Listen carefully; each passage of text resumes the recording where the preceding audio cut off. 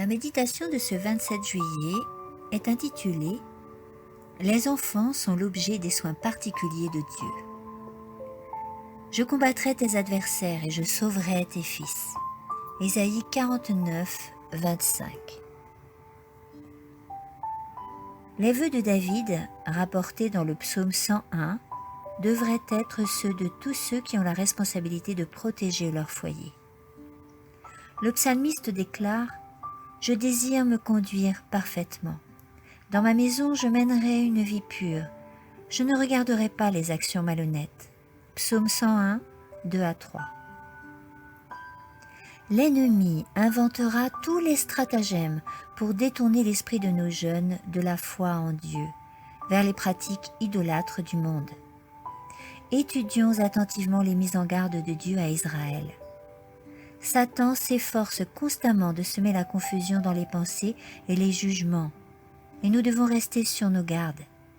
Soyons attentifs, en tant que peuple de Dieu, à lui rester obéissants. Les parents doivent écarter du foyer toute influence non positive. Dans ce domaine, certains parents ont beaucoup à apprendre. Je dis à ceux qui se sentent libres de lire des feuilletons et des romans, vous semez des graines dont vous ne souhaiterez pas récolter la moisson. Ces lectures ne communiquent aucune force spirituelle. Elles détruiraient plutôt l'amour de la vérité divine. Par le biais des feuilletons et des romans, Satan veille à remplir de trivialités irréelles des esprits qui devraient étudier la parole de Dieu avec assiduité. Il dérobe ainsi à des milliers et des milliers de personnes le temps, l'énergie et la maîtrise de soi qu'exigent les difficultés de la vie. Enseignez à vos enfants à sonder la parole de Dieu. Reçue au plus profond de leur être, elle constituera un rempart puissant contre la tentation. J'ai caché ta parole dans mon cœur, afin que je ne pêche pas contre toi. Par ta parole, la parole de tes lèvres, je me garde des sentiers des violents.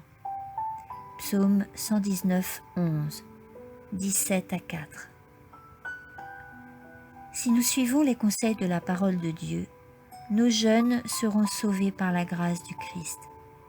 Les enfants qui sont élevés pour aimer Dieu et lui obéir et qui se laissent transformer par la puissance de sa parole sont l'objet des bénédictions et des soins particuliers de Dieu. Amen.